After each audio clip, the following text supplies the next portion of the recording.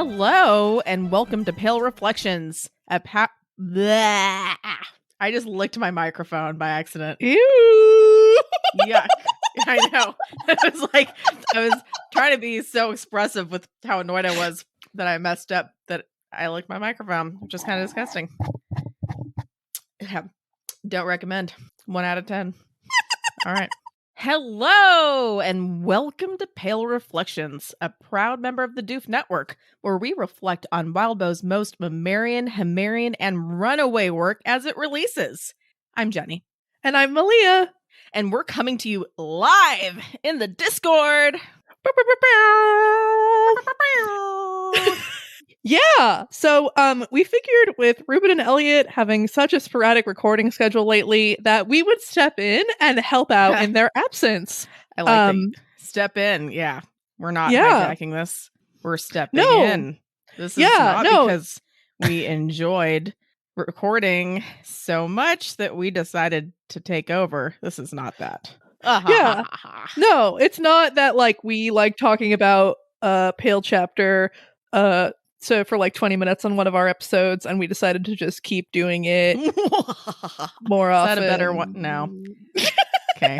I'm trying, it's almost Halloween. I'm trying to work on my evil laugh and just like insert one there, Yeah. But really, this is like the least we could do. So we're excited. We're excited. And hopefully you guys don't mind. Hopefully Ruben and Elliot recognize it as the favor that it is to give them a break. So you're welcome. Yeah.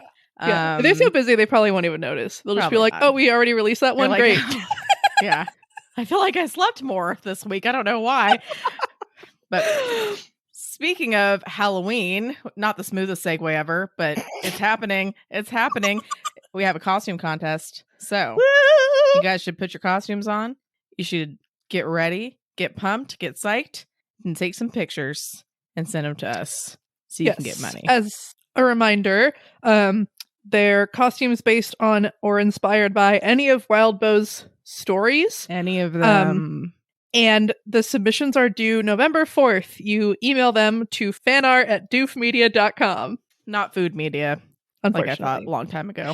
Although if someone does like a Grimsy costume or whatever, I would freak out. Like a pate. Totally do that. Yes. Like, I think that'd be great. It'd be awesome. Let your imagination run wild, Bo, and have a good, So stupid. You know what? I didn't see you making any wild Bo puns, Malia. Yeah, that's fair. All right. Well, anyway, we can start the episode. This week, we are covering Let Slip 20.Z and In Absentia 21.1. All right. What does In Absentia mean to you, Malia? We know it's a legal term. We know that there's something absentia in it, and there's in. Well, we figured this was the perfect time, really, to take over. I mean, like, help out with this podcast, because it's a legal term, and we all know how much I love talking about those. Woo! And yeah, we wanted to spend a little bit of time to pontificate on the meaning of this arc title before we get started on the whole episode. Indeed. Is that a legal term, I too? find out whether or not I passed the bar in 2 days, and I try not to think about it. Shizzle. So, yes. So, in absentia means in one's absence. So, like, doing something when someone is absent. Like recording a podcast. Interesting. I feel like that relates to this somehow.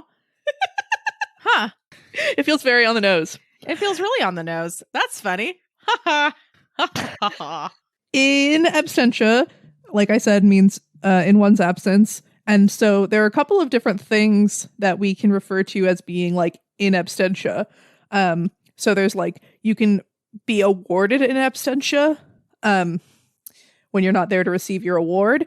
You can be declared dead in absentia, like we don't have a body, we can't find it, but we decide you're dead. Elected in absentia, excommunicated in absentia, graduate in absentia. There's something called in absentia healthcare, which honestly sounds a little bit like telemedicine or telehealth. And trial in absentia, which is the big thing it's known for in the legal community.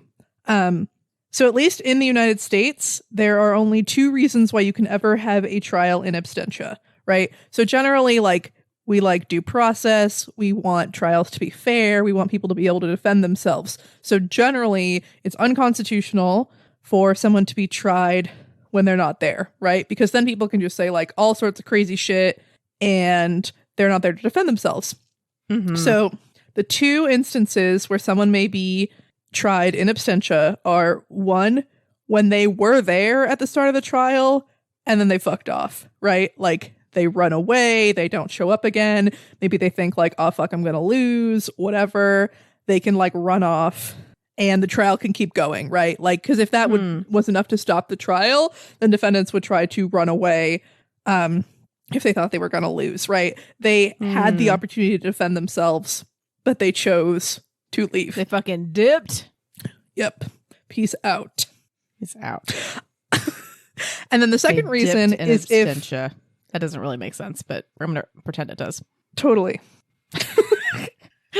The second reason is if you're just such a dickhead that you can't be in the courtroom, right? I'm trying to find the actual phrasing that the Supreme Court has used because that was not the phrasing. So a-hole in absentia.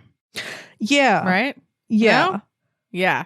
Okay. Asshole in absentia. Does it sound better if I say the whole thing? Asshole in absentia. They both sound pretty good. AIA. It's like, yeah.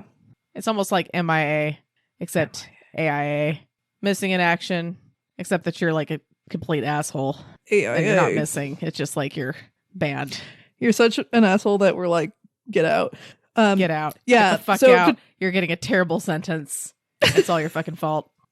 Yeah. So to talk about that a little bit more, so this comes from Rule 43 of the Federal Rules of Criminal Procedure, which requires that the defendant needs to be present at their trial, and sentencing and some other times. But so there are some options if you're being a dickhead, and apparently you can be bound and gagged and kept in the courtroom. You can be cited for contempt, right?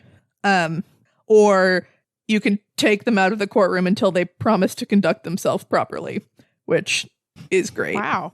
What's the most likely, like the greatest likelihood of each one? I think probably contempt is probably probably not like getting, it's probably not gagged. Being bound and gagged. That one I feel like, when's the last time that's happened? You know, probably been a while. Hopefully been a while. You never know. That's true. Yeah. But the most famous example that I've come across of someone being tried in absentia because they were belligerent was the trial of King Charles I of England.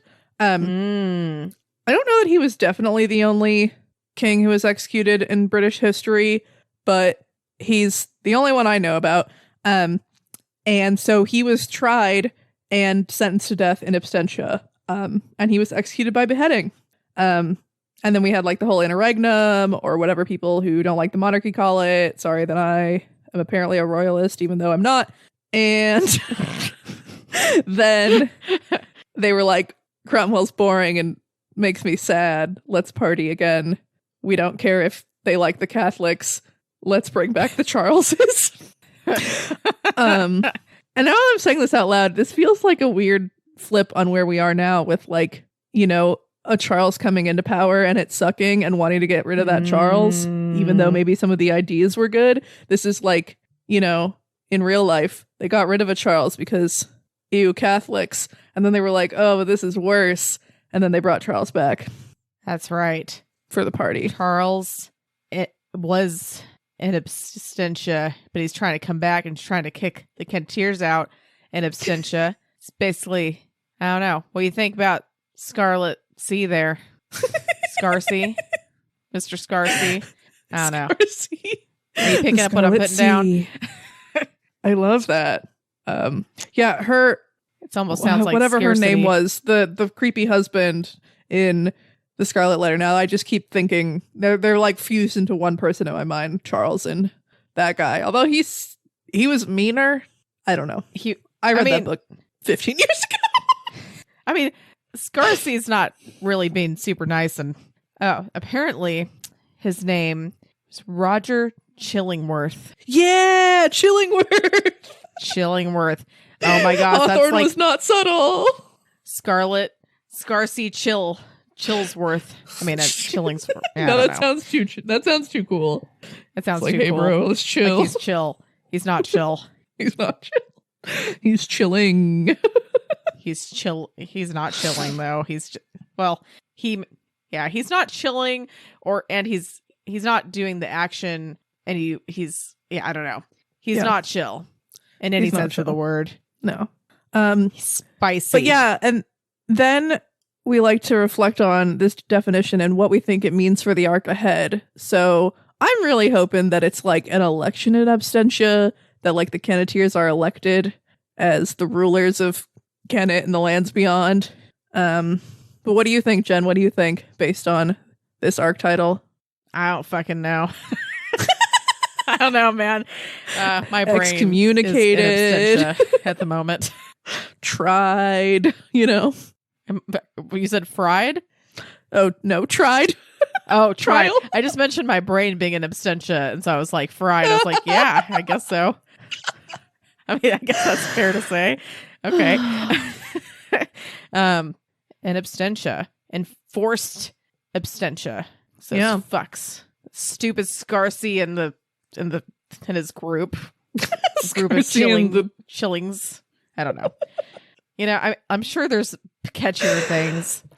And maybe you guys are saying, well, it would probably be better if Ruben and Elliot were there because they might be able to come up with some cool names, like how they came up with Kenneteers and all that stuff and the Negateers. And I'm just going to say to you, probably, but they deserve their beauty sleep, right? They deserve their nice rest, and they will recognize someday that we're doing them a big favor.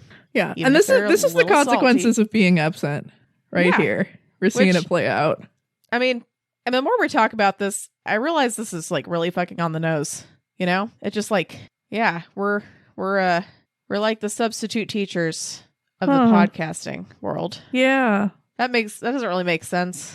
It's really just we're subbing for like one group of people just like a couple times. It's kind of funny that we both went to Catholic school. I think Elliot might also have gone to a religious school, but we're like coming in to replace the original, the OG, the old podcasters. Yeah. The old guys with the NG, the new girls, right? Oh. Yeah. That's us. Don't say that like it's clever. It's not clever.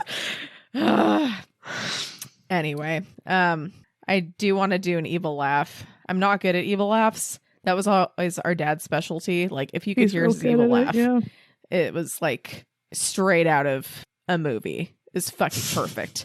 I did not get that from him. I feel like I've built it up too much. This is a mistake. All right, Malia, you want to do an evil laugh at the same time as me? Just because we're forcing the main podcast groupies, but not really forcing because they're totally in on it, of course, to be in absentia. Should we count to 3 and then do an evil laugh? Okay. 1, 2, 3. Okay, that was really terrible. That was really fucking bad. I heard it come out of my mouth. It was like, no. We tried. No.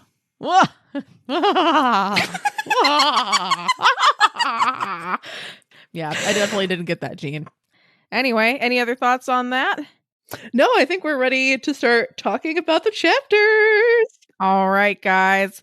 I am super pumped to get into these chapters with you. Let's get started with this.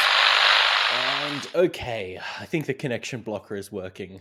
Yeah, everything seems good on my end. I think we're back in control. Yep. Whew. Yeah, we're back. We're back in. All right, we're back in the hot seat. For a second there, we were almost exiled as Pale's podtitioners. Yeah, but luckily we weren't. Let's regain our coup. Do you call it coup or coop? I think coup. Coup when it is a coup, but if you've got coop to something. Does that sound I- right? Like I think this discussion is not helping us gain any coup. That's for sure. I think we just need to commit to one. That we talk about. This is like us playing our role perfectly. People are typing out in chat, but it is not helpful. I know how the word is spelled. Anyway, let's get straight into the episode now that we're back in the hot seat. First up, I should preface by saying we're talking about 2 chapters tonight. Let's Slip 20.z and what's the new arc called again? In Absentia. That's right. We just heard about about it. In Absentia 21.1. So let's get into it. Let's Slip 20.z with a classic S tier practitioner, Julette. So Julette, Avery, Nomi, and Yiyun are all just chilling inside of Edith, trading bants as they walk around in Fire Kennet, Edith Kennet. I don't know what you want to call it. Yeah, Kennet on fire. Well, yeah, there's Kennet above, Kennet below, Kennet found, and Kennet fire. And then there'll be Kennet fire, water, right? Kennet earth. Oh, I like that. And then the Kennet avatar who unites them all. And of course, while Julette is our POV character here, Avery really does steal the show a lot. We get a great moment where Julette makes a reference to deep vein thrombosis, and Avery says, "I don't even know what trombone, whatever that is," which is just classic. Good Avery. Yeah, good Avery. I mean, Julette is just like the shit stirring side of Verona dialed up to 11 right from the start of this chapter. Like the way she high fives Avery every time Avery goes to hold hands with her and then makes fun of her for it. I was just like, wow, this is like, Verona plus in that regard. Yeah, it's pretty good.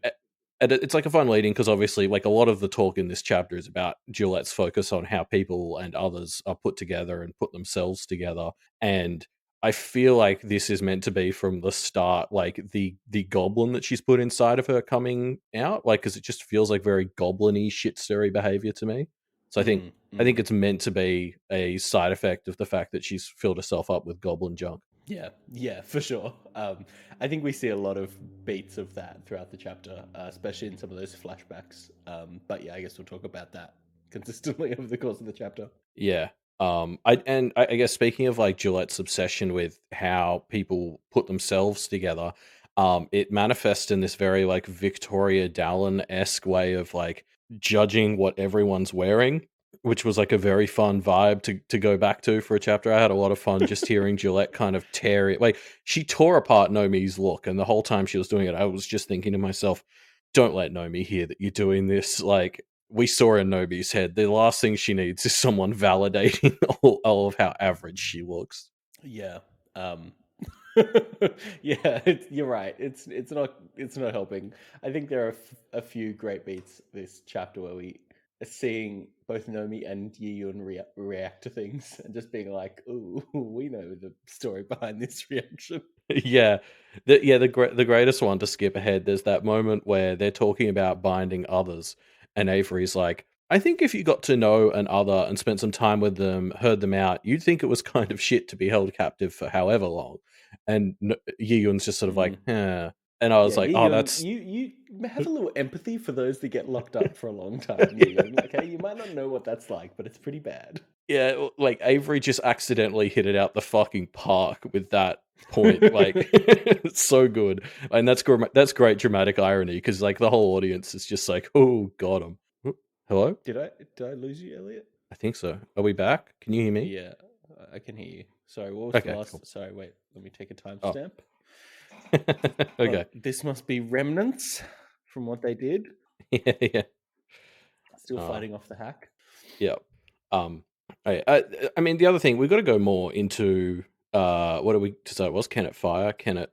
I like Kennet grilled that Shin V suggested in the. I like Kennet deep fried, which was suggested by Evil Dynasty. But yeah, there's a few good ones in there. But like, this is such a fun idea to have Kennet as the map for the Alcazar, because it's like the whole point of Edith as like a complex spirit thing is like she's built of so many different things. It's like this has to be a really complex sort of thing. Like, it can't just be a simple layout. And like Kennet's such a great one because it's like, I think we can. I don't have the best image of where everything is in Kennet in my head, but like it was easier when it's like, oh, that's Matt's house and that's this. Like there are a bunch of locations that we can just easily latch onto. Like it was Yeah. really clever way to create a very complex landscape that I had no trouble navigating in my head. Yeah. With an especially fun beat this chapter trying to be like, where are the spots in Kennet that Edith has the most trauma around? You know, it's like a trip through the most traumatic parts of Kennet for Edith, and I think that's very fun. Yeah, there's also something like darkly hilarious about Edith's kind of map of herself being Kennet. Yes, it's like kind of it's fucked just up, isn't it? yeah, like Edith, you know, there were a few arcs there where the energy towards her was much more hatred and stuff, whereas you know she swung around the last few arcs just kind of being like pitiable. And this chapter, you know, has a lot of that, and I think it starts with just the knowledge that her Alcazar of herself is kind of a map of Kennet, the place that she's not welcome in on either side. Exactly. The place she's been exiled from is a core part of her internal identity, and it's pretty fun. But I love this idea. Like, you could have spent an entire arc just exploring an Alcazar like this, and I probably would have been fine with it. Like, this was such a cool space. Yeah, it is. It's nice to be in this space. I don't know. I mean, I don't know what Edith's gonna look like after this chapter. It seems like there will still be an Edith to uphold the vows that have been made, but any chance of redemption Edith probably is gone now, right? I mean, the human remnants are dead, so like the body is dead, right? And it's just like that human part that was powering Edith is gone, which is a bad sign. Yeah, if I'm understanding this story correctly, what it's trying to say is humans are the only creatures that can be moral, and the less human you are, the worse you are, right? That's what it's about. Yeah. No, that's about it, I think. But I mean, it doesn't. In Edith's from what case, we know of Edith, it seems like the human side was maybe tempering a little bit of stuff, and we'll see.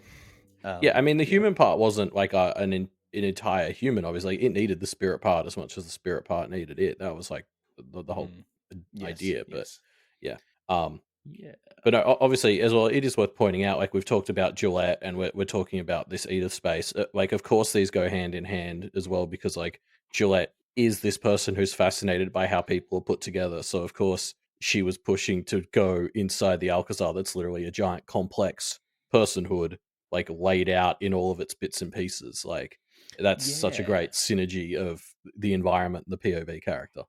Yeah, did we have this impression of Julette before, that she was kind of good at figuring out how things are put together? I don't know if we did, but it's a fun link that is explored in this chapter. It makes a lot of sense. Yeah, it had never jumped out to me, but I think that might have just been because I attribute it to just being Verona-esque, like curiosity about all sorts of shit. And kind of instinctive understanding of some others. Yeah, my guess is if we go back and reread all the stuff Julette's been in, it'll probably be like quite obvious and all there, but it didn't jump out to me, and I'm going to blame that on the fact that Verona's just kind of always like that about everything.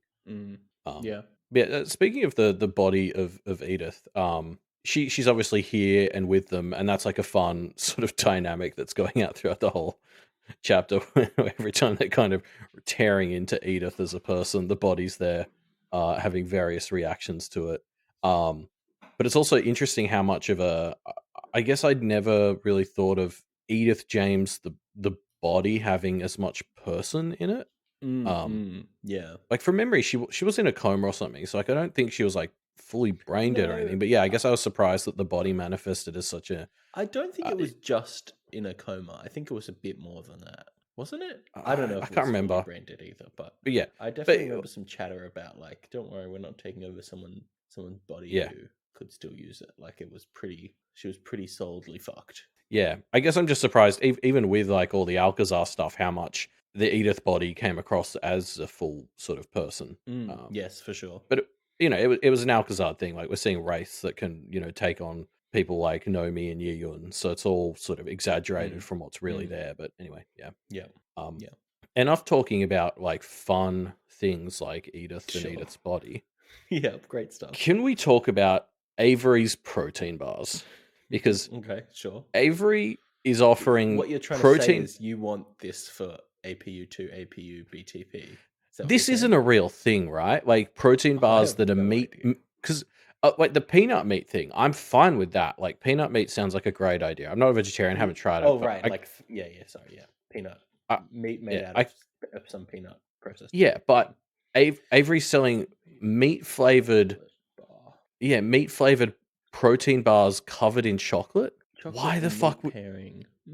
I mean, it is a thing. Chocolate and meat. that can't it can't be. Like for once, I found myself agreeing with like a sort of a Verona on the topic of food, because usually Verona and I have completely opposite tastes for food. I like sweet things, but for once I was like, no, I'm with Julette on this one. The idea of chocolate covered meat flavoring sounds fucking gross. There aren't that many recipes for things that are chocolate and meat, but there are some. I'm looking through now to see if there's any that are like bars, and I'm not seeing any. You better put it in the doc, because I'm not writing that shit down. I'd rather eat brown milk again. That's probably not true. That's probably That's not true, surely. I mean, at least these are actual recipes, not fucking milk and dog food. I can write up Ay, brown ay, milk as an ay. official recipe if you want. It's pretty straightforward. Yeah. Get it if you can get it published on this website I'm looking at right now, which is meatfreemondays.com. Seems unlikely, but if you can get it on there, I'll go for it. Yeah, see, this is the thing. I don't think anybody has put together chocolate meat, fake meat bars. Chocolate and meat bars, even, regardless of whether it's real or fake meat. Anyway. Yeah, because why would you? Like, Why would Avery's you? such a Good weirdo. question. Yeah. Anywho, wraiths and abyss thingies start to put pressure on the Alcazar crew, so they are forced to defend themselves as the surgeons outside help to clear the way. Yeah, and it's funny. It genuinely like wasn't really until my second read that I realized how much this chapter is kind of just that trope of like every sci-fi fantasy story where they go into a character's head and it's like, oh, their memories have manifested as a monster that's attacking you, and I hate that. I think we've actually kind of talked about this because it's very adjacent to the dream stuff with Albie. It's one of those tropes that I hate in almost everything it comes up in. So I was just like pleasantly surprised when I realized for the second time that not only was I enjoying it, but I hadn't even realized that's what it was, because it was just working. Like I love that the other verses kind of put that system, like the whole meaning system and the Alcazar system first. So when this thing happens, like when it's her memories are evil wraiths that are attacking you, it's like, well, that just makes sense because of she has wraiths in her, and like that's how this space is built, like, and it's all based on meaning. Like, I don't know, I'm just thinking of like other things like Our House is something we've been talking about outside of the podcast recently, Ruben, and that's like Our House goes into people's heads a few times and does stuff like this, and I hated those episodes because it doesn't make sense. I thought they were fine. No, I never liked the way they lay stuff out like this, and I just love that the other verse, it just makes sense that it happens like this. It doesn't feel contrived. In things like the Our House, it always feels like the mechanics aren't really tied into how it should be put together as someone's mind, whereas in the other verse it really does. Like this just makes sense for how an Alcazar of Edith would work. So it doesn't feel like, oh, their subconscious is manifested as a giant monster. It was just like, oh, I suppose it has, but I wasn't even thinking of it like that. Yeah. I really like how these conversations go while they're in Flamin Hot Kennet. Like I don't know if you got this impression, but I definitely got the impression that Avery, the reason that Yiyun is so on their side later is because Avery just makes such a strong impression on them. Yeah, I 100% agree. I think Julette probably helps too, but yeah, Avery just.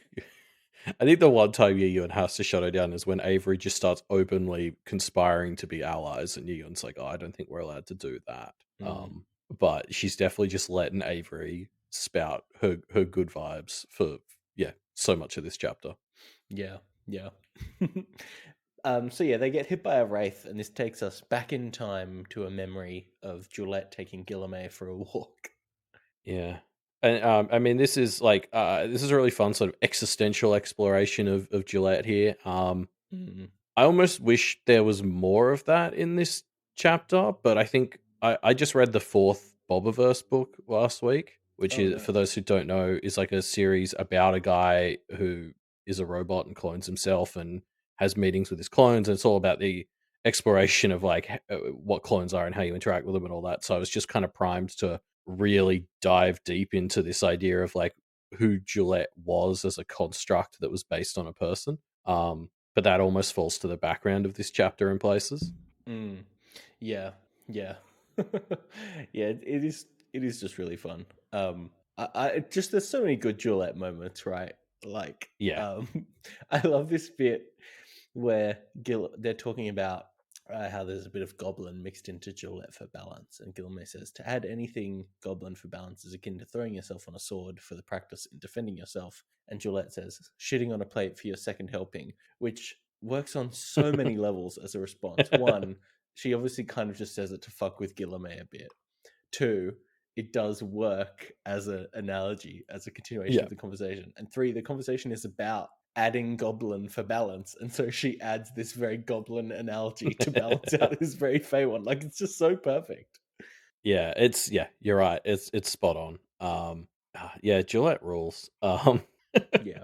I Um, I love how she's also kind of operating on Guillerme's level. Oh, like there's that moment where she's like, "I am just a pretend thing. Like I do as the instructions inside me insist I must." And Guillerme hits her with the like, "Well, isn't that what we all are in a way?" Which is obviously like a very fun and accurate point, but like really it shows these moments where like she's kind of getting through to Guillerme and he can't help but engage with her on a serious level. yeah. Yeah.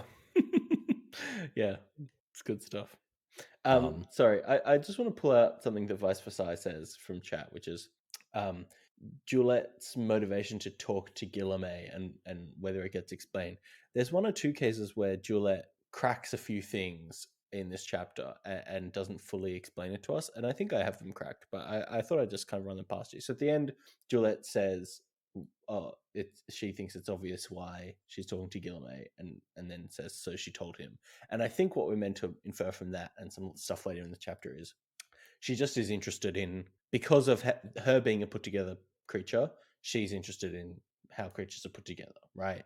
yeah, well, and so she's also I asking think about Guillerme. she's just sticks and leaves and twigs. So I think there's also that side of it to like which part is her. Like Yes, is she the twigs and the sticks, or like what is the part that is Juliet? And I think that ties into her ability to sort of have that inner glamour that turns into a cat that lets her escape. Because I think she leaves most of the like leaves and twigs behind when she escapes at the end. So it's like she sort of figured out how to not just be the sticks and leaves and twigs. Yeah. Yeah. I think so too. And then I guess we'll get to this other one later, but she says that she's figured out something about Edith, which doesn't immediately get explained because shit goes down. Yeah. But I think the thing that she's figured out is that they're in the Edith James, like that Edith James is with them, right? That's what she's kind of figured out. Is that right? My read on that part was that that's when she figures out that the pits aren't just ruin pits, but they're like abyss pits, and that they need to go Right. down to get where they're trying to get to. Yeah. Okay. Because that's sort of what happens in that next segment when they're all in the stone house. Is she's the one who's like, we need to go down. I think I don't. I'm gonna be honest. I in general, I don't think like I'm doing a good job of keeping up with Pale, but like this chapter in particular was definitely one of the ones where I was like, wow, I really don't feel like I'm on the ball on this in this chapter at all. Like Gillette is, Verona dialed up to 11 in some ways, so she's quite difficult to keep up with. It makes sense. Yeah. But yeah, I guess to get back to the meat of this conversation between Guillerme and Verona, Gillette, I like this. Like this is where I think we're getting these seeds planted for her ability to turn into a cat at the end, because it's basically she's like, what is glamour when it's not there? When you turn yourself small, like where does all your material go? And Guillerme is sort of talking about how it's just like what people think you are is kind of what you are. Like it's this very it's not really a new concept. Like we've known for a lot of this story that the spirits are very responsive to patterns and expectations and stuff like that. So like you can kind of argue this is true for a lot more things than just fairy. But like it feels like it feels like it's touching on something bigger than just Julette will Yeah. turn herself into a cat to get away from Charles at the end. Well, not even get away. Charles lets her get away, but like I know, this is one of those things where Guillermo said it, and I'm like, I don't think this is just going to be for Julette this chapter. I feel like that's going to be a topic that's coming up more in Arc 21 as well. Like, Yeah. because this is the same core fundamental as the practice and the seal, right? Like the seal kind of gets its power from the fact that it has the momentum and everyone is going along with it. Yeah. Yeah, I think you're right that this is a bigger thing than just this concept. But I guess for like Guillermo and Julette, it's especially relevant, I suppose. Yeah. I always mentally go back to that time where Guillermo teleported them with his new winter glamour. And then they were like, how did that work? And he's like, it's best you don't think about it. Like, presumably implying that they destroyed their old bodies and are now in new ones, which is like existentially terrifying. I mean, that's what's so fun about glamour. Yeah. Yeah.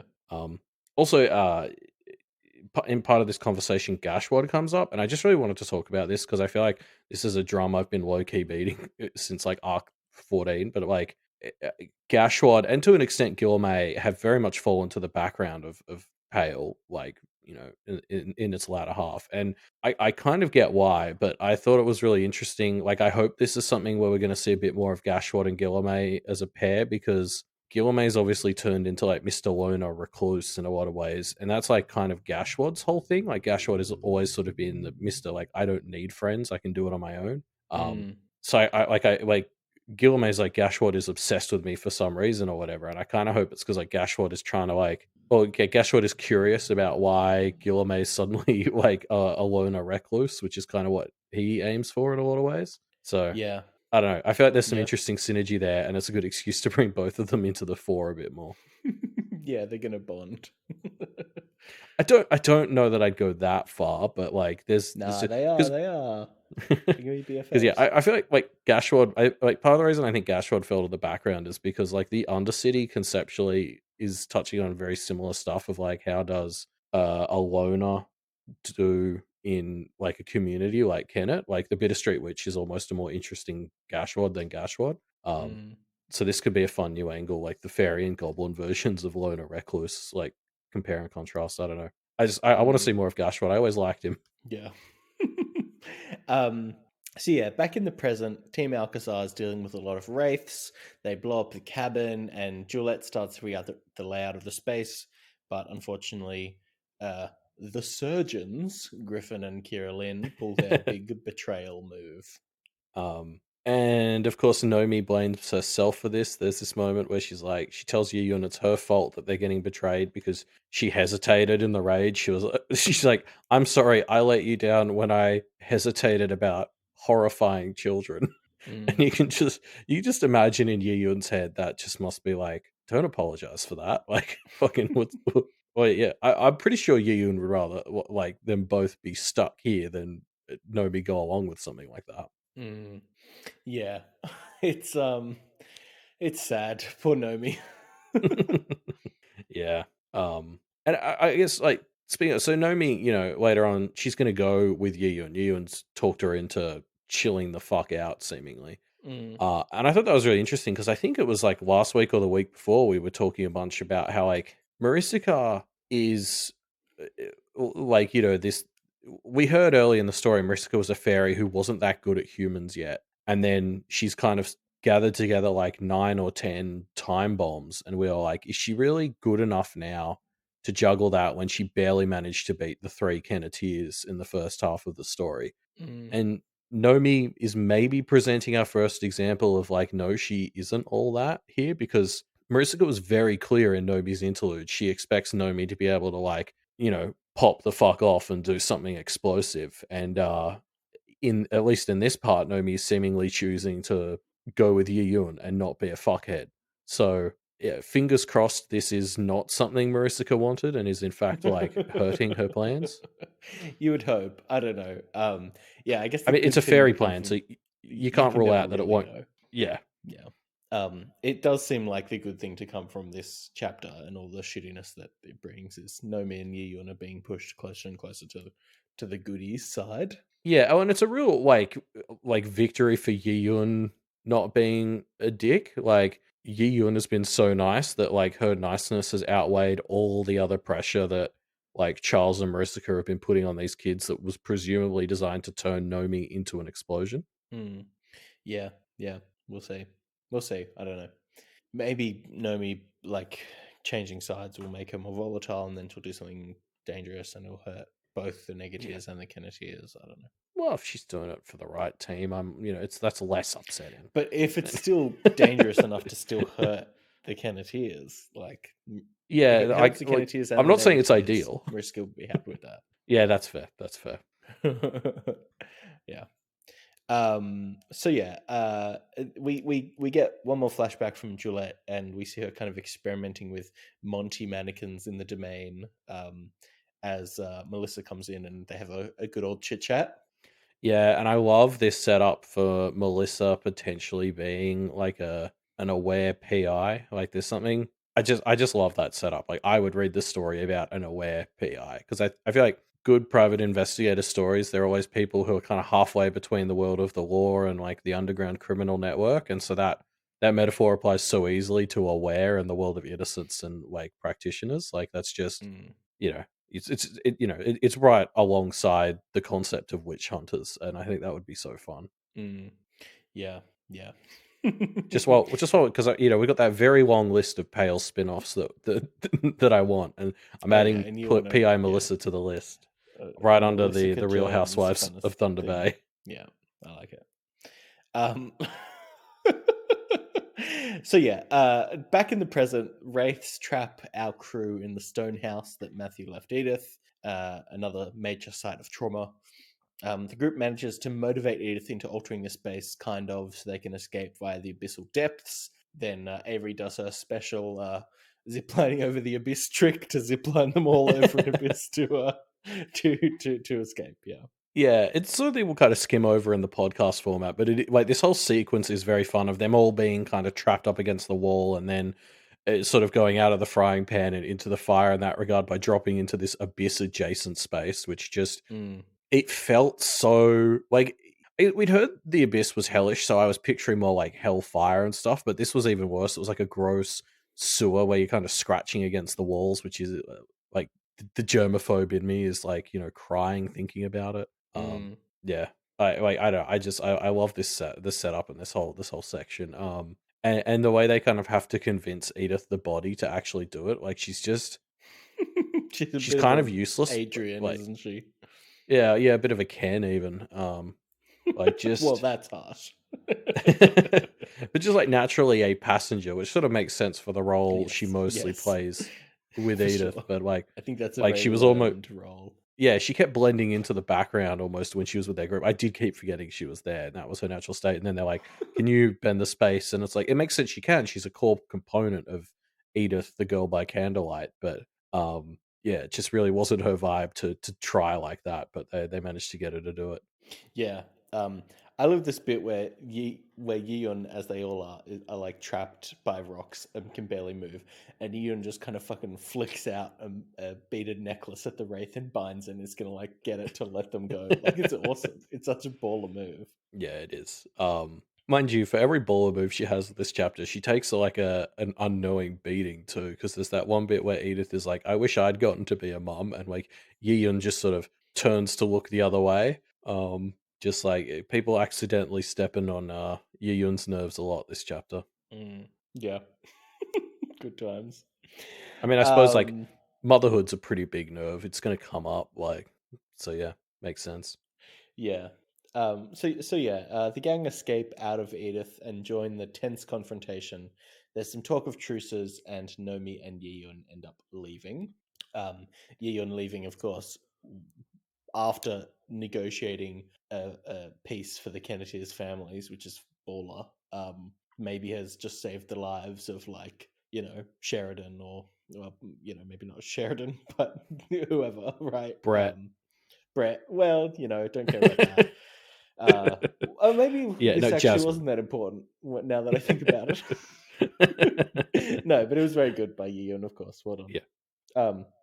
Unless the Negatives just break their oaths, as they mentioned that they might want to do. Yeah, we'll get to that in a sec, but yeah, it's sort of this moment where like I want to call it Yi Yun's we're the baddies moment, except I think she knew that for a long time. It was just this was like the final straw where she's like, oh, I can't be the good member of this team steering them to a good place when all of them are pieces of shit. Like I think she thought she was like the good person in a team of bad people that could make things better, and she's just realized that's not what this is. It seems like the straw that really breaks the camel's back there is learning that Helen is the one who horrified Jillian, because it's like I think like Helen was like Yi Yun's one friend, so that was like probably Yes. the person she thought was the most goodest, and to learn that she'd do that to true. a kid, like that must have just been this moment where Yi Yun's like, oh, I can't.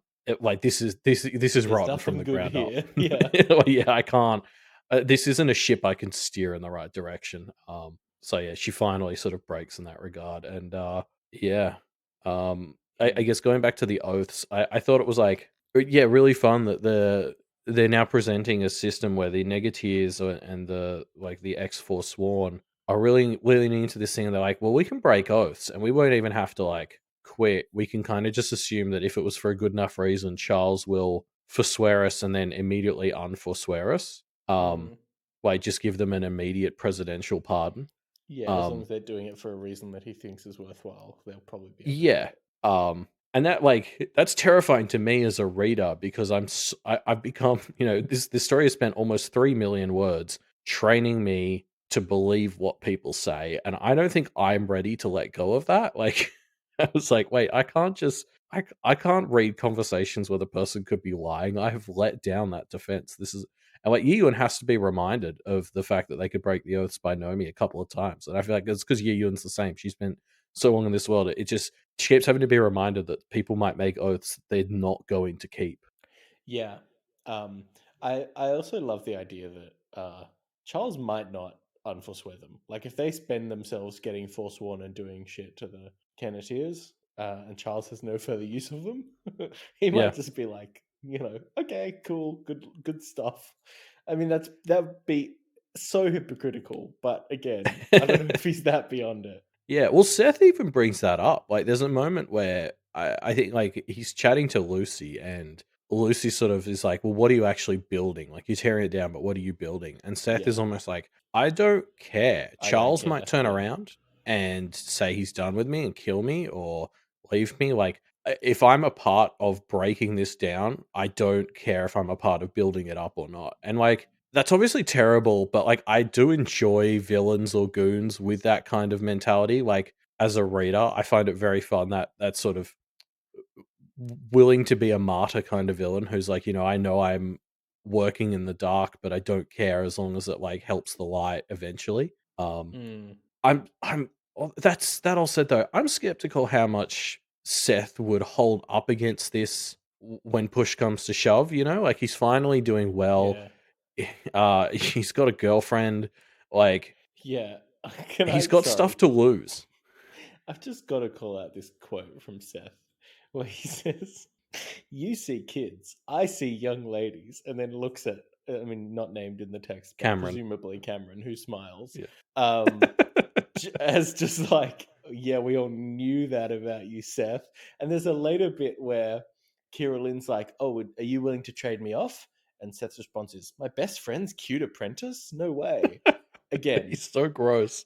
I mean, Cameron is 17. What's Kira Lynn, like 15? Is that right? I think we still don't know. For my own mental sanity, I'm assuming she's also like 17 or so, because that's like 5% less gross. I don't know. I don't even think that's right. I'm sorry. Yeah, Seth is just having a great chapter, isn't he?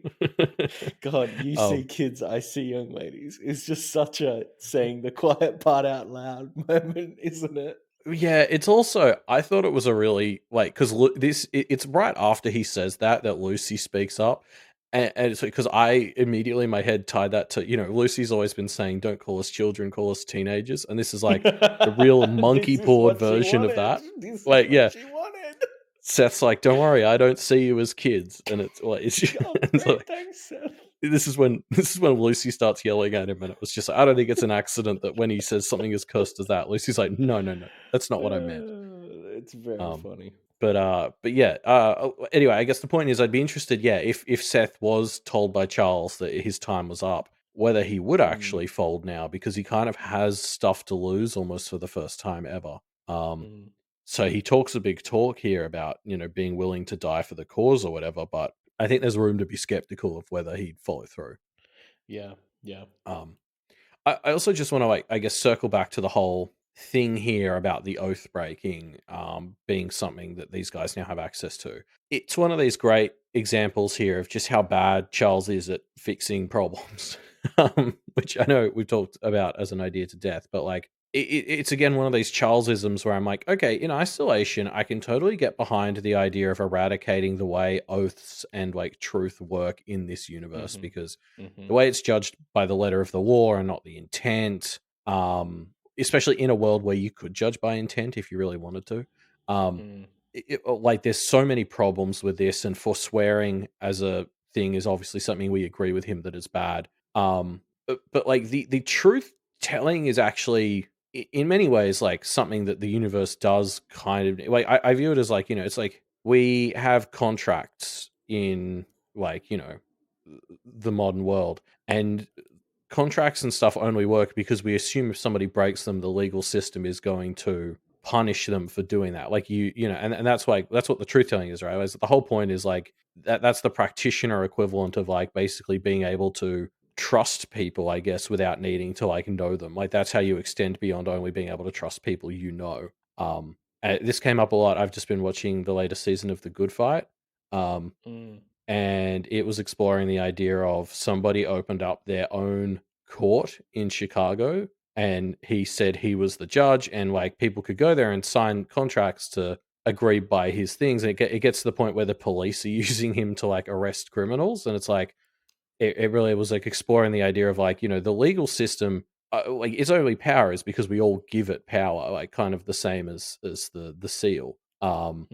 And when you sort of take that away and say, or like, no contracts matter, that makes things worse. And so like Charles's solution for getting rid of forswearing is just making things worse. And it's so funny because it's compared to say Avery, who just started including clauses in her contracts where forswearing wasn't the fail state. It was like, if you don't do what you said you do, you have to pay me all your money or some shit. Like, like there's already a good solution here. Yes, clearly. And he's just going for one that erodes the system in a bad way once you really think about it. Yeah, I mean he's not actually doing anything to instate a better system. His goal is just to fuck shit up and see what happens, really. Yeah. He has surprised us a number of times with like having more of a plan. Like I do think there is more to Charles than just tear it down. Like he has pretty consistently said he has a vision, and we're seeing a lot of stuff like the Undercity. So I'm sure there's like something here, but it's like in the process he's doing kind of irrevocable damage to the trust in the system. And if he's not quick to replace that, it's like the house of cards all comes crumbling down. Like, if people started to believe that the legal system here in Australia wasn't able to honor all contracts, there'd be like chaos. And so, yeah. And Charles wants that to some degree, but to what degree? Yeah. So yeah, Julette makes a move.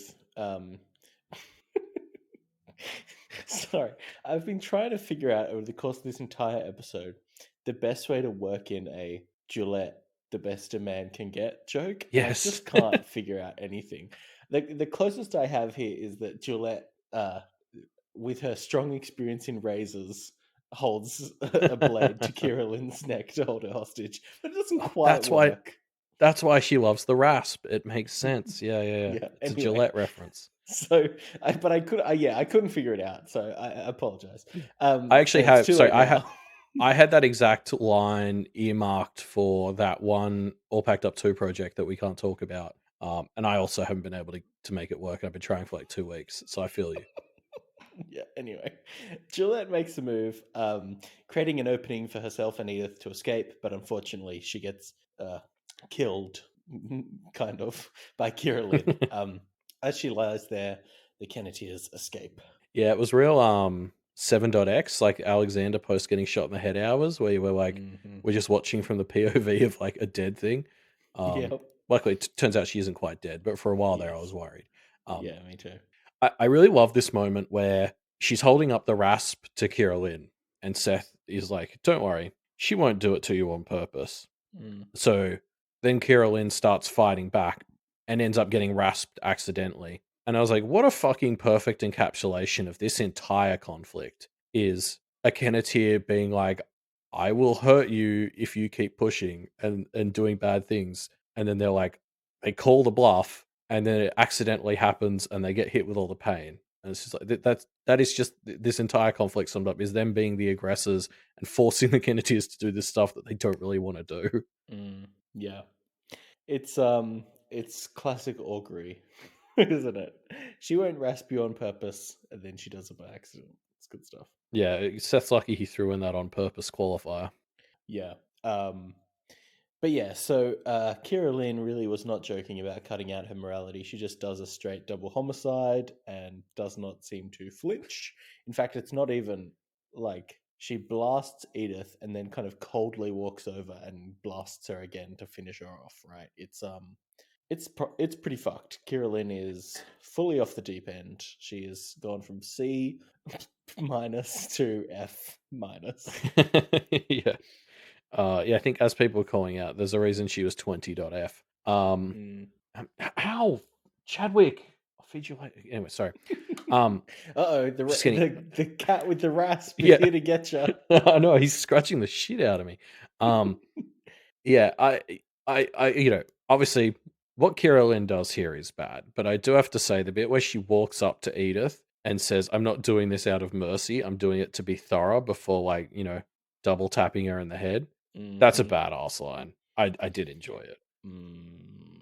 But yes, overall, I do not condone what she did. Okay, good.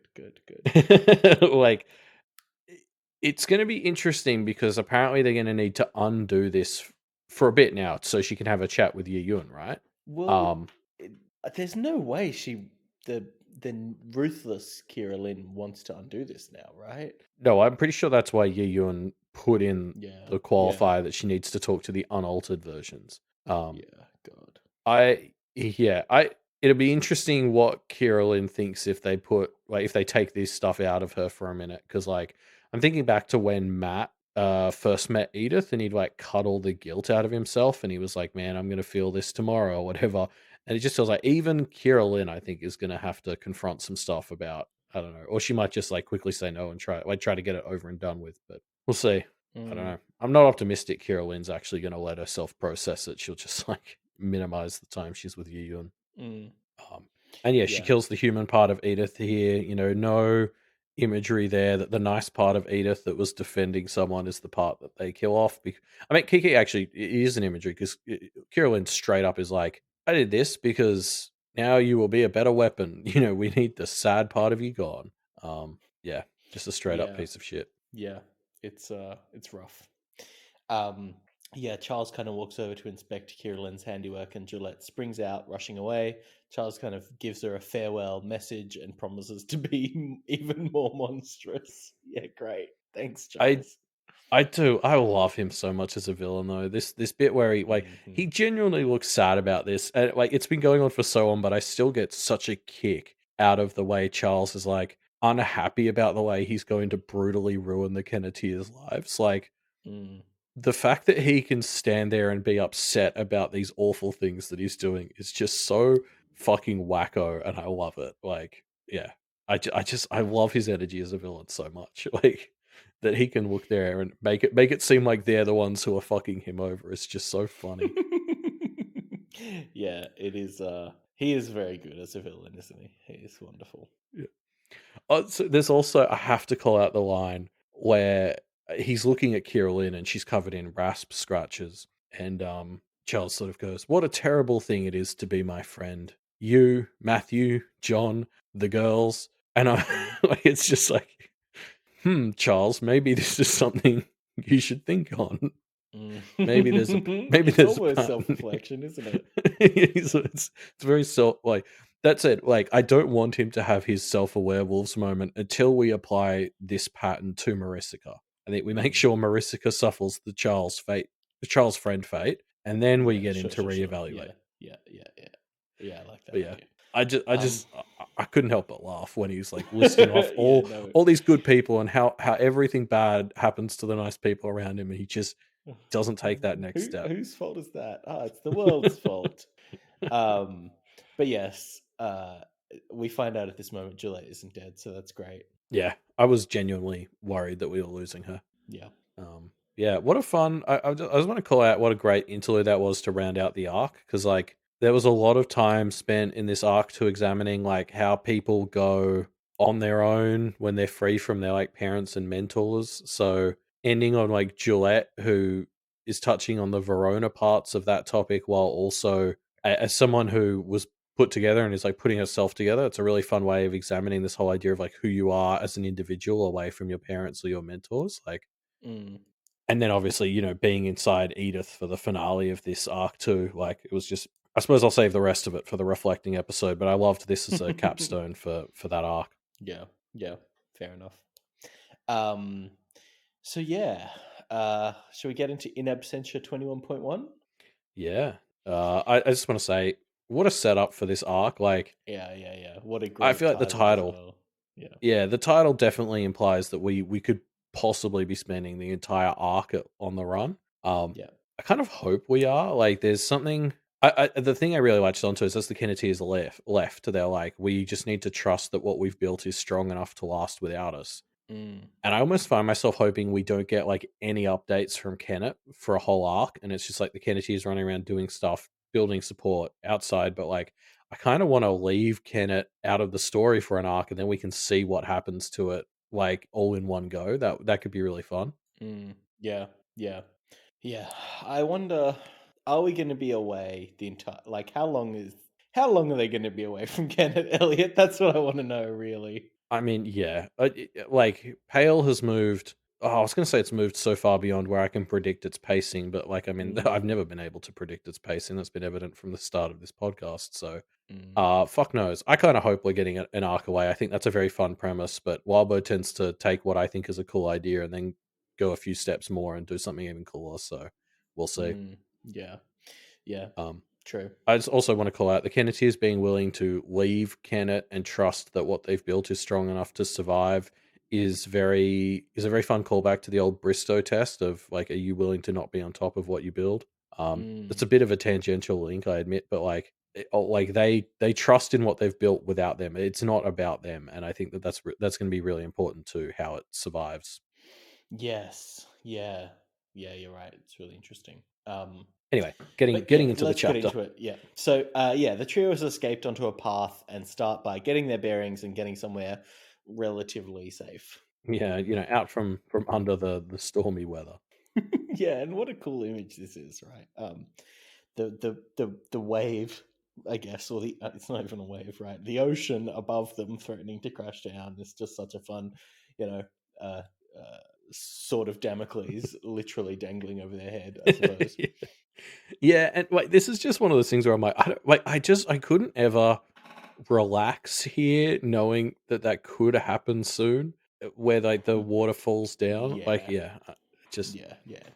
of me was like, oh, this place is so nice and chill. I can see how Hazel spent 100 years on the paths if there's places like this. And then I really thought about it, and I was like, no, I would have just been a nervous wreck in that cafe. Like, I would have just been sitting there like any minute. A fish emblazoned umbrella, and then you'll just get turned into a school of fish that have to presumably like protect your bones from being washed away. I don't know exactly how it works. Seems like something like that. There's a lot of questions. Yeah.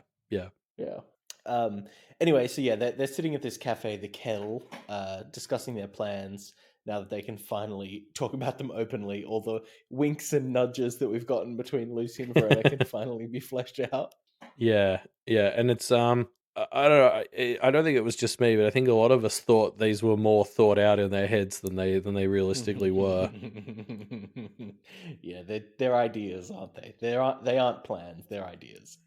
Yeah, which like it was one of those things where like I was reading and I was like, yeah, I don't know why I thought they were fucking Machiavellianly doing Marisica level shit in the background. Like I wanted it to be true, so it was in my head.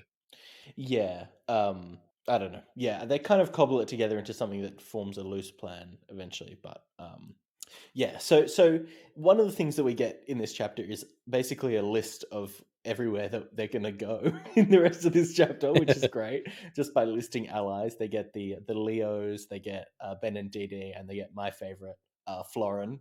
I'm very excited to see Florin be a place that they stay. If Wildberg does not deliver on that this arc, I'm going to be so sad.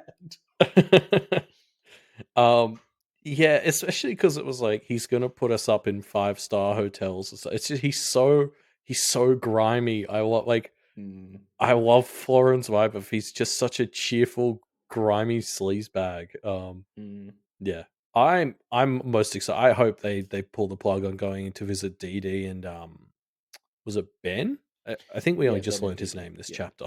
But like because he's referred to as her husband, I believe, which I'm pretty sure the last time we saw Dee, that was that time where she was like, "Oh yeah, he joked about proposing to me." Yes. And Verona was the one who's like, "I don't think that was a joke, bro. Like you better go sort that out." And now it's a few months later and they're genuinely married. So I want to also I just need to meet this guy who's married to a goblin because she seemed like, as far as marrying goblins go, she seems like, you could do a lot worse, but also what's going on there, Yep. Yeah, but of course Florin is way more exciting because last time we saw him he got flung into he got what was it? It was like Avery takes the king. Yeah. Deer a deer king takes 4 king. or whatever it was. Yeah. Which is just That's awesome. right. And then I think she had the audacity to call him a dork after that, which Great stuff. This whole premise though, like that they're discussing here, and like I feel like Verona is really the voice of reason in this section because she's the one who I think mostly brings up the whole. So we're just gonna like go crash on people's couches and just be like I would hate this idea of needing to rely on everyone like this, particularly with someone like Charles in the background coming after you. Like this would be my worst nightmare is calling in all the favors like this to crash at people's houses, and especially after how the first trip goes this chapter. But yeah, I don't know. no, for sure. I was like, the one saving grace here is I feel like they're not the only ones doing this, right? Like most of Ontario has been evacuated by a large chunk of the practitioner community. So at least it's kind of be like, oh, we're practitioners from Ontario and we need refuge. I feel like a lot of people are going to be like, well, that makes sense. Yeah. Yeah. So yeah, Verona reveals her idea, I guess, which is to get rid of the other judges and kind of knock out Charles's support so that he topples under the weight of his accrued debts, which is a pretty good plan. Yeah, I love that vibe of like, well, look, he's the judge who's protected and all that, so we'll just go after the other three. Like it's a classic Wild Verona plan where you're not going to see it coming because who would be stupid enough to decide to take down 3 judges instead of 1? Like it's the stupidest plan of all time, but that's why it'll work. Like I love it. Especially like the whole premise of this second half of the story is essentially how do you kill the Carmine who killed another Carmine? Like Charles is aware of all the tricks you can pull to kill a Carmine. He already did them. So like kill the other ones. He has no experience killing alabasters, orums, and sables. Yeah. It is a good solution, isn't it? Because like they don't want to kill or replace Charles, so cutting out his support systems, despite the fact that it would require thrice the murdering, I guess, is a good solution.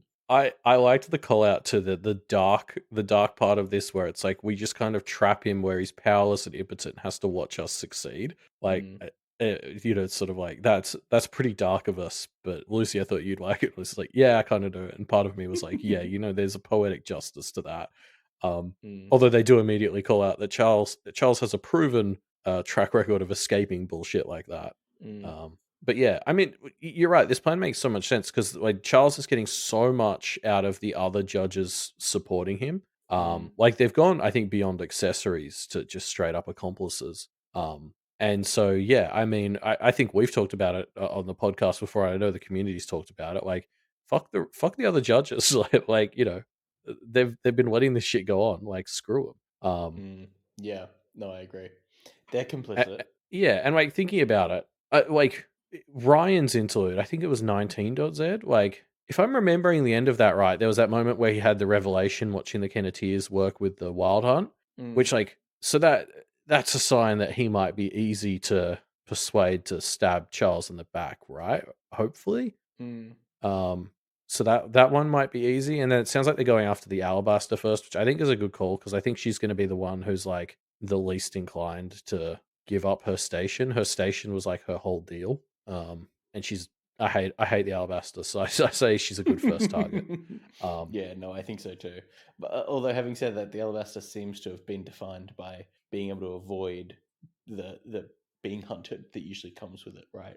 Yeah, well, I would argue she's not the tactical choice because I can't I don't know if we talked about this on the podcast, but like I really see her supporting Charles as something she chose to do just because otherwise it might have not been it might have been a draw. Like I don't know whether the Sable Prince would have wanted to support him, but like as soon as Ryan kind of was willing to support Charles, I feel like the Alabaster's primary concern is making sure her job is safe. And it's safer if the judges are united. So it's like the second she got the vibe that one of the others was supporting him, it was in her interest to support him also.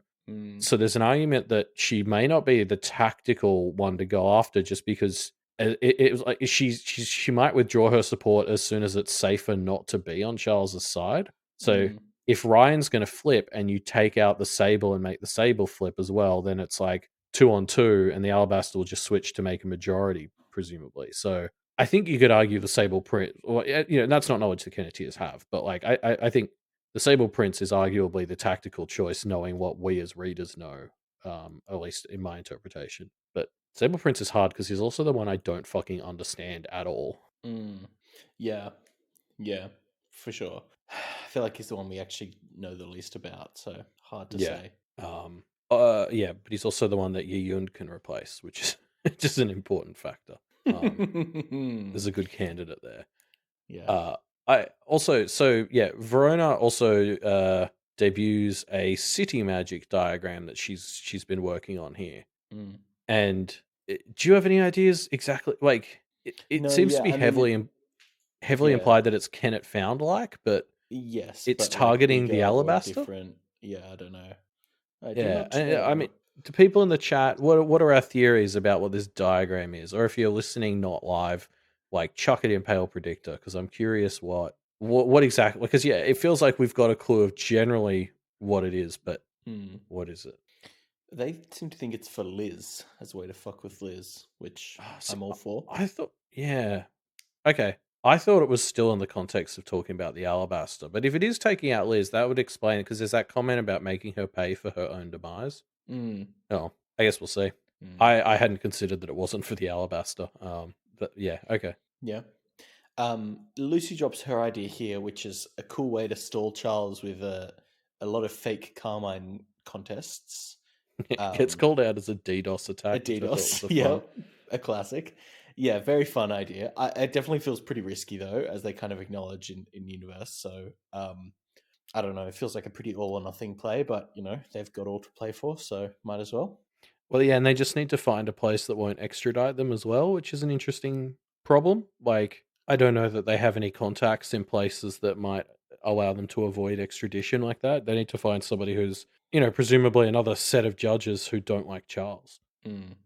Yeah. Also, we'll again, so the other half of this plan is just, and then the Wild Hunt does Marisica. Like, Marisica never comes up at all. And part of me is like, okay, is this just because we're assuming the Wild Hunt is going to do that? And like, should like, we know they want to, but like, I don't know if you guys have been paying attention to Marisica. She's just the one I feel like needs a lot more concern than she's getting. Yeah, she hasn't got enough of a presence in the story to be thought about by the Kenneteers, and that is definitely worrying. Yeah, like, she to me is the one who needs to be stopped almost the most. and like it kind of at this point it seems like the Kenneteers aren't even thinking about her, presumably just because they think the Wild Hunters got it. But I don't know. We'll see. I feel like there's more to happen there, but that could just be me wanting there to be more happening there. Yeah, yeah. We'll have to see. But of course, this leads the Kenneteers to ask the obvious important question: is all this worth it? And I low-key love it is Lucy who asks this question. Like, and she brings up like she is the one. She will fight this to the bitter end. That's who she has always been, and like this is a fight worth fighting. But I think it says a lot about her growth that she is willing to talk about where their lines are as a group. Like I don't think early story Lucy would have been able to hear anything from them, but we will be beside you till the end. Yeah, it's very interesting. I almost think if they hadn't horrified, sorry, I wrote Harry in my notes, but obviously I meant Gillian. Well, I guess Chase in the end. Yeah. Oh yeah, sure, Gillian too. And killed Edith. Like I almost feel like if they hadn't done these horrible things, the Kenneteers would be closer to being like willing to stand down here. But they're clearly just too evil, right? Like they've crossed the line at this point, so far beyond the line. Yeah, Charles has made it really fucking hard to live with everything he's doing. For sure. Yeah. I do have to admit that, like, I think if I were in their shoes, my answer would be somewhere along the lines of Verona's, where it was like, oh, if one of you guys got killed, that might be where I just have to give up.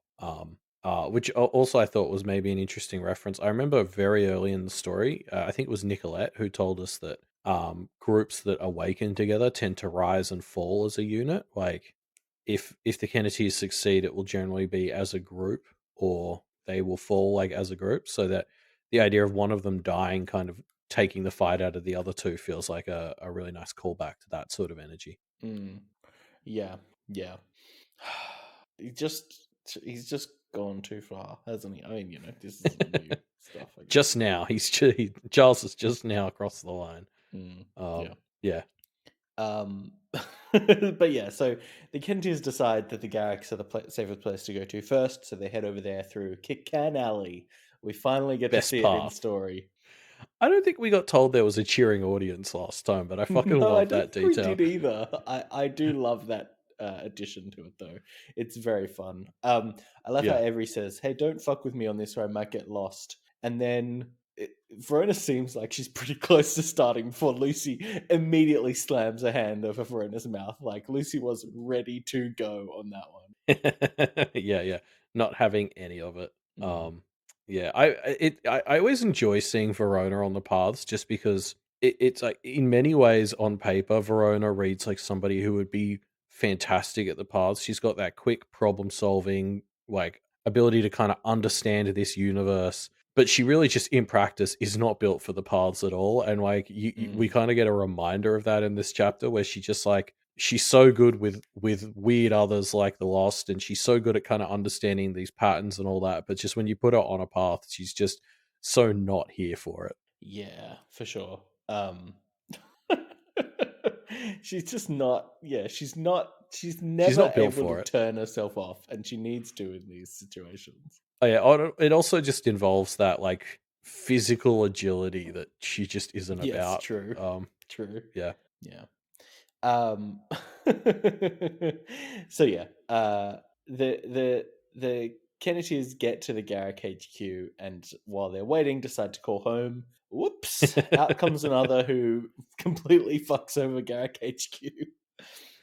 I would feel so bad about this. Yeah, I know, right? And like the Garricks kept. I mean, they're very chill. Yes, they earn a lot of goodwill by how chill they react to this situation. Like, because I think I'd be mentally making this up to them for the rest of my life, even though Avery kind of just won them the promenade and like should have infinity credits, which it kind of is the vibe that the Garricks give her here. But just like, this would be my worst nightmare. It's like, hey, can I crash at your house? Before they've even finished asking that, their house is burnt down. Like, it's just yeah. And I do love how that is delivered at the end, where it's like, oh, so what did you actually come here for? And everybody's like, well, we were going to ask for a place to stay, but like, it's cool. And I love that sort of ending. But I guess to talk about how chill the Garricks are about it, there's that bit where Avery says to them, I want to make this up for you. And I think it's Cliff or Peter, I forget who the adult she's talking to is, but the adult male Garrick who she's talking to responds, I think we're getting to the point where we're working closely enough together that we don't need to sweat that sort of thing. And that one really jumped out to me because I still think a lot about that first initial what is it like negotiation is the word I'm looking for, that Avery had with the Garricks right at the start of Arc 13, where Miss and Toadstool were coaching Avery on how to negotiate, and she kept being like, can't I just do it for free because we're going to be friends? And Miss and Toadstool kept saying, no, not at first. You can try and get to that point, but you need to be a hard ass to make sure people don't take advantage of you because people will. And Avery was like, oh, they've made it. Yeah, I just want to get to that point where we don't have to be negotiating anything. It's just a good relationship. And like, she's done it. Like after how Arc 20 started with all the stuff on the path and the homophobia from Cliff, like, it's so good that she did get there. Yeah, they made it. But yeah, so the Garricks have evacuated their house. The Kenneteers have, or their house / office, whatever. The Kenneteers have lost their place to stay. Time to move on to the next hiding spot. Yeah, which this is a very fun and a very, very classic Wildbow, it feels to me, move of like the Garrick house as a safe haven was like the obvious first choice. Like, big established family, like so far and away the safest one to do. You had to pick it first. So it's very Wildbow to be like, literally chapter 1, I'm going to tear that shit away from them so violently. And it's kind of like, okay, now we got to go to all our second choices. And we know we can't, like, it just got so much worse at the end of this chapter. Yeah. Like, we know now the Kenneteers aren't just like, they're legit like fugitives. They're not just like refugees or anything. It really like, sets up how bad the situation is, right? Like, there's no the Garricks as here's a safe place to stay, and they'll be very good to you, and not done. Immediately. Yeah, it because the vibe the Kenneteers almost give off at the start of the chapter is like it's going to be some awkward couch serving, but at least we're not actively under pressure a lot of the time. It's like they last literally 5 minutes before the world melts. Yeah. So they're like actively the pressure is on them. This is not just like a casual vacay. This is the pressure is still on them. Yeah. It's a rough one. It's very fun. The rest of this chapter is going to be Kenneteers on the run, not safe. Where do you think they go? Like, what's the second choice? Do you reckon? So next a chapter they go to Florin, and that's actually where they stay for the rest of the arc. I think and that's I like don't know. I don't know. That's Maybe your unoptimistic. I think they might go to the Teds next. Maybe feels like the next safest. I don't know. I mean, it depends whether they go into a house with Liberty or America in it, really. Yeah, true. I kind of hope the Leos siblings are one of the ones they go to soon. Yes. That's like not a great choice, but it's going to be a fun one for me, the reader. And if it comes to the Kenneteers' well-being or my enjoyment as a reader, I'm going to pick the Marisica option. Yeah. Well, we'll see soon enough. But that's the end of our chapters for this week. But it's not the end of our episode for this week, Elliot. We've got a few things left to do. The first is, do you remember that guy who fucked that Garrick HQ who kept summoning urban legends? He sounds vaguely familiar, Ruben. Why don't you tell me more about him? Well, I kind of was looking up some of these urban legends to try and get a read on if any of them are legit. You know what I mean? Like if they were like as in real life, as in like you could actually summon that dog. Well, yeah, the dog one especially. So the dog one was like a dog that's on a screen, and every time you look at the screen, it gets closer. And so I was trying to find this dog urban legend because I thought it sounded fun. A Korean dog screen urban legend. Did not find it, but just kind of spent a while reading about Korean urban legends, which was funny. There were some good ones. The closest dog related one. We haven't like formally introduced it, but this is like a sort of low key monster corner that we're doing here. Yeah. Let's call it a deep dive. Anyway, I found the only dog related Korean urban legend I found was one about a man who found a half man, half dog thing eating trash under a bridge. So not really related.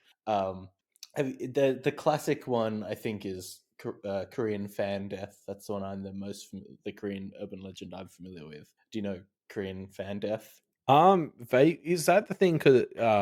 Where you're not meant to sleep with a fan on in the room Yes. because it will Yes. suffocate you? It takes, 'Cause I don't know, my takes away ex- the oxygen or something. Yeah, my ex was from Hong Kong, but the first 2 years of our dating were largely defined by arguments about whether fan death was real because she believed in it. Oh, And there you go. it was aggravating to me because I could not understand how something blowing the air at your face could be taking the oxygen away. No, it's yeah. I mean, as far as I know, it's not.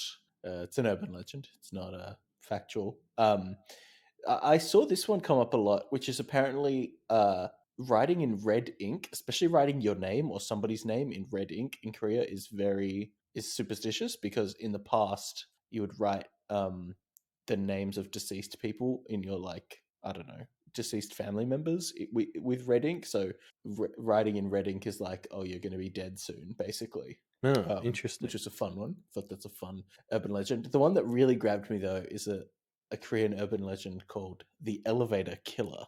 And I kind of want to read the whole thing out to you. It's not that long. Should I read out the whole thing or should I? Yes.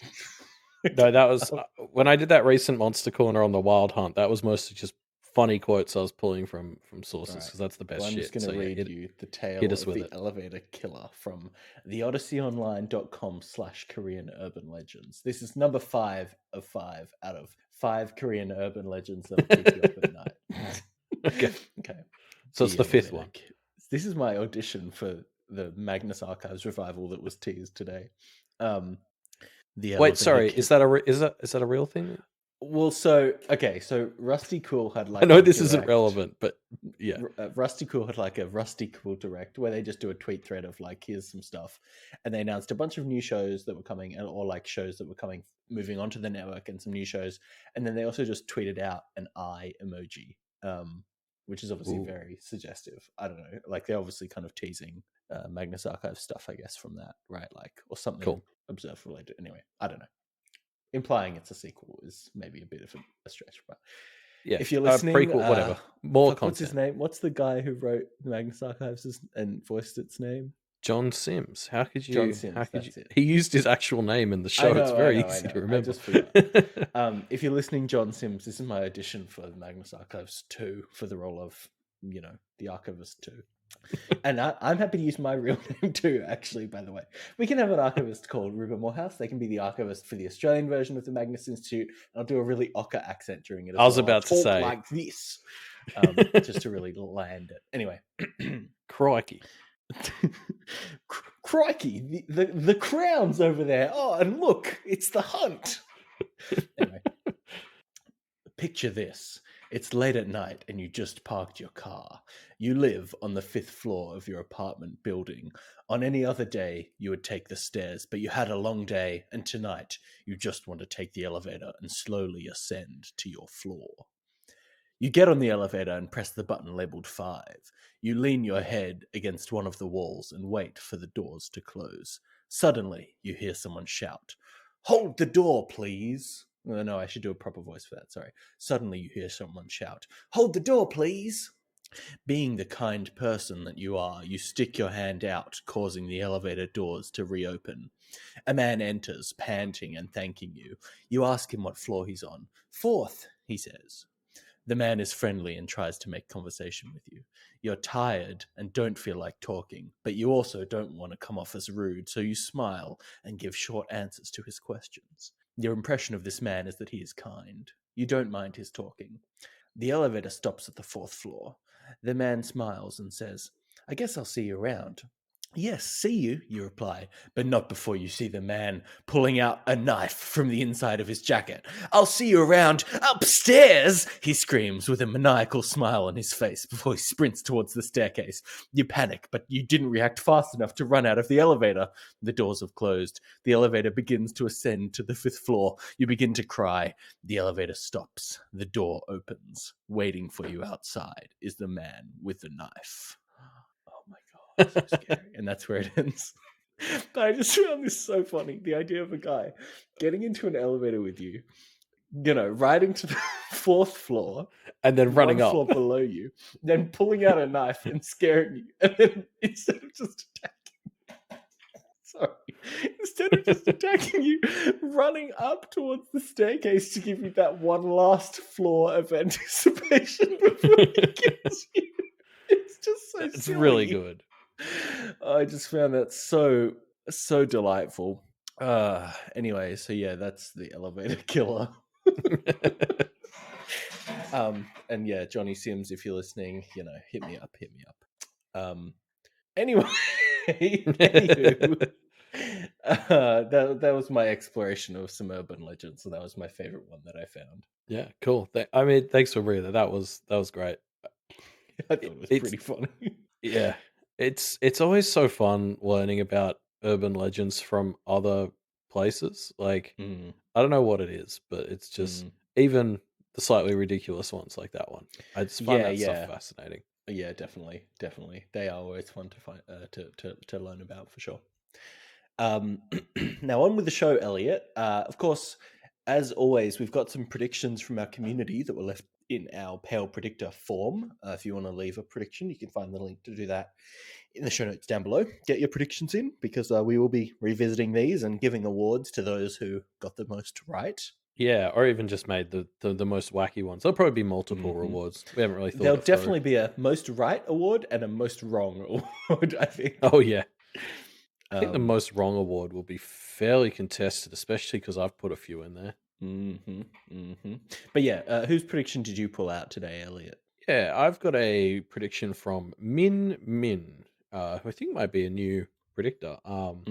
Yes, Min basically has predicted that Jillian will replace the Bitter Street Witch as Kennet Below's, weirdly twisted up augur person. They basically talked a lot about how, the Bitter Street Witch, despite what she said in those recent chapters, has made it pretty clear she's not really planning to stick around.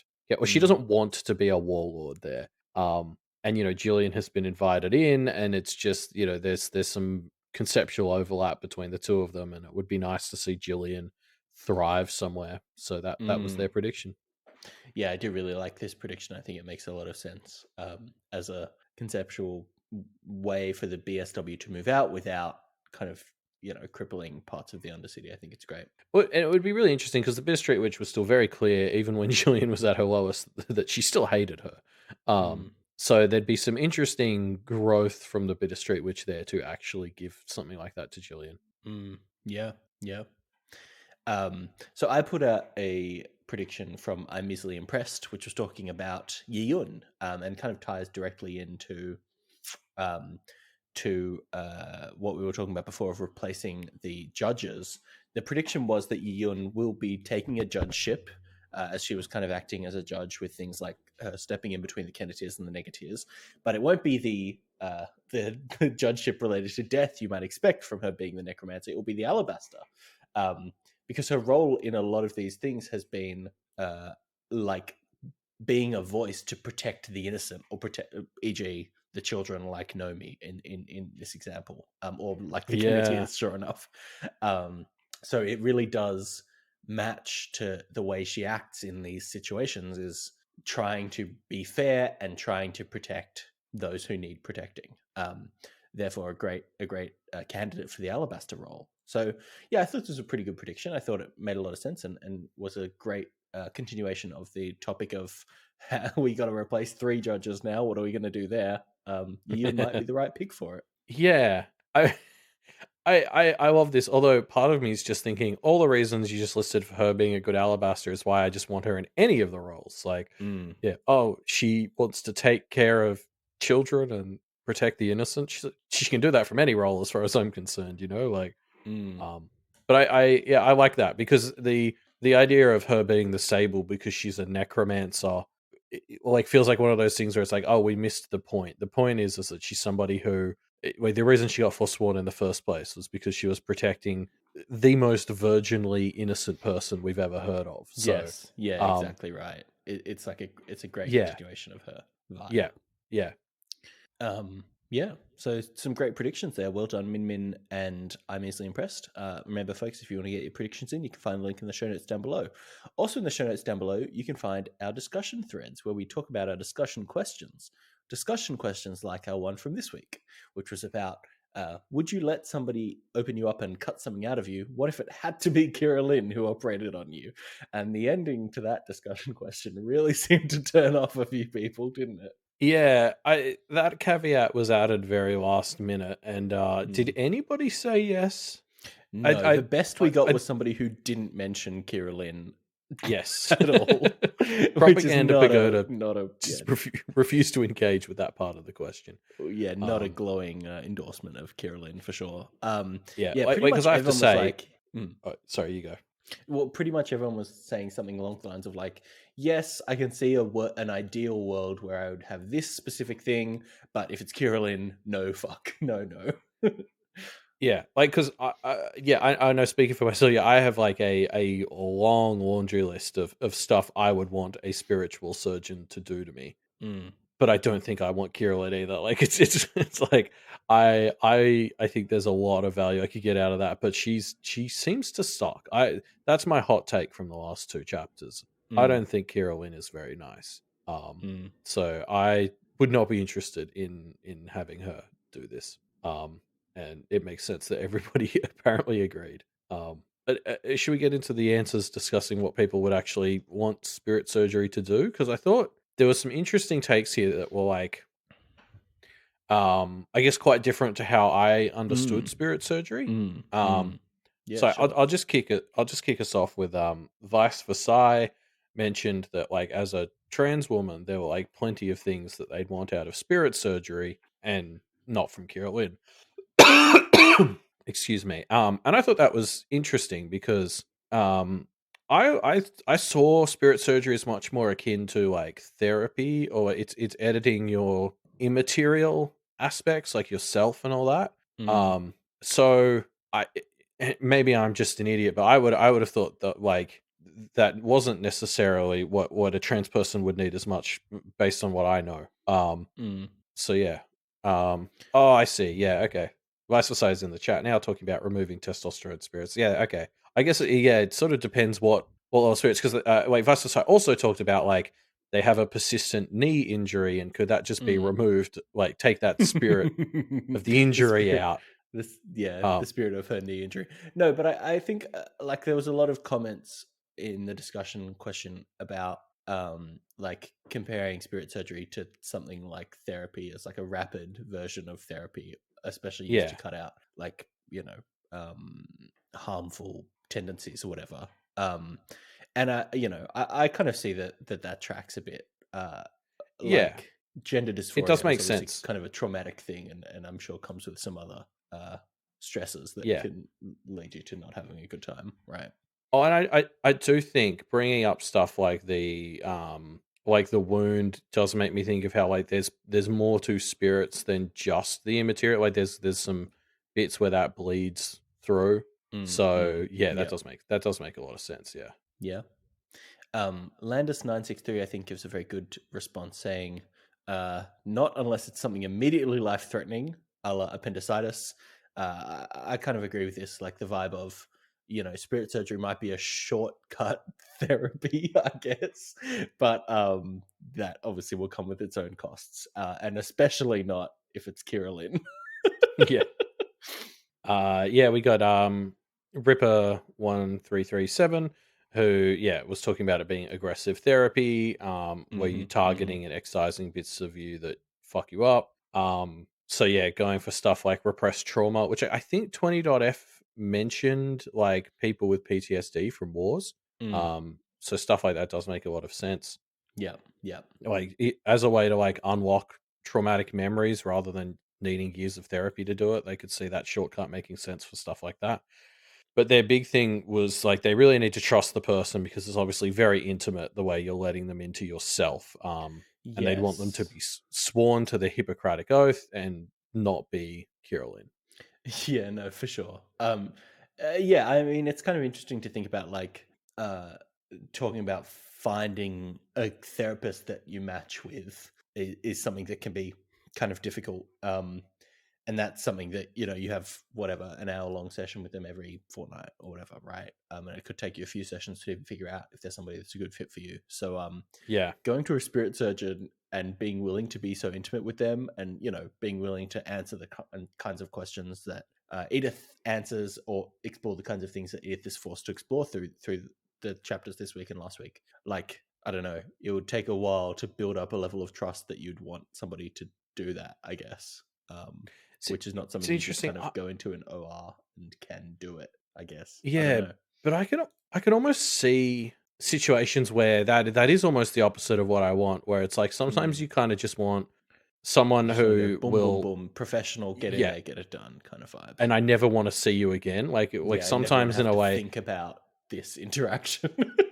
like building that relationship with someone also then like introduces baggage, I guess. I don't know. Like part of me is like, there's definitely aspects of myself which I'd rather have sorted by somebody who didn't know anything else and just sure, went in, went out. Yeah, interesting. Hobo Demon had an interesting answer, very specific. They didn't want anything cut out, I guess, but maybe it depends on how they phrased it. Maybe they wanted something put in. Regardless, they want to be able to be better at cooperative manual labor, doing manual tasks with people cooperatively. But again, not with Kira Lynn, which was definitely a theme. Yeah, and so then we get to propaganda. Pagoda, the one person who did not address Kira Lynn, but basically talked about how like they've struggled with like depression and ADHD, and they sort of went into depth about how those two things like affect their lives and how they think it could work to like cut some bits out so that it is at least like less, you know, crippling at times, I guess. They did raise the very valid point though that they'd want whatever was cut out of them or whatever kept so it was reversible, like was discussed with Kira Lynn and co. Like it needs to be undoable in case it goes wrong. Like I want you to be able to shove it back in there. Yeah, for sure. I don't know. It's I mean that is a good thing to take. We have to see, I guess, in future chapters how well shoving Kira Lynn's empathy back in actually works, right? Yeah. I don't know. It feels like it's probably not going to be a perfect, you know, re-entry. I mean, when you're the sort of person who makes that decision in the first place, like, you know, there's a bit of a like, it might already be too late. Yeah, interesting. But yeah, so of course, we've got a new discussion question this week. Or should I say for the next 4 days? 4 to 5 4-ish days. Yeah. Just a quick one. As we were talking about urban legends before, tell us about your favorite urban legend from your country. Got a fun urban legend from your country or local area, I guess? Let us know. And I feel like this is maybe one we've done with others before.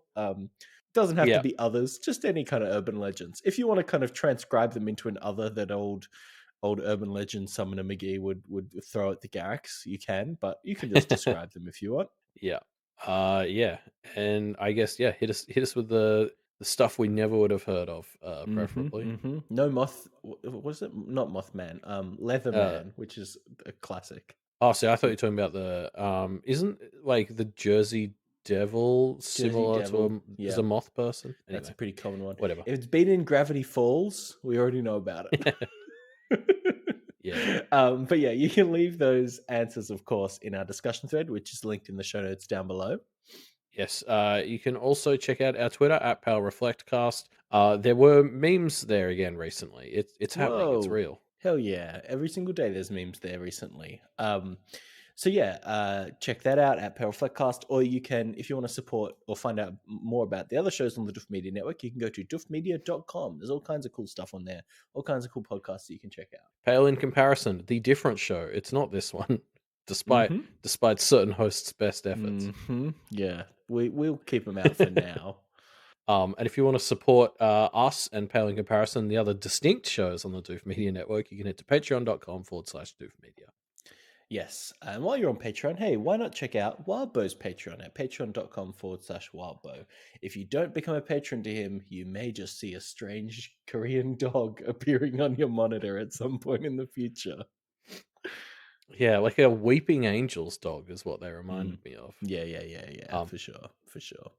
And yeah, And I mean that's that's the the episode. episode. Bye, everybody. Or Bye. hold on, Oh. before we go, we or just off air, we clearly Mhm. need to lay down some better fortifications so Yeah. Malia and Jenny can't steal the podcast again. I'm already starting to reinforce the server now.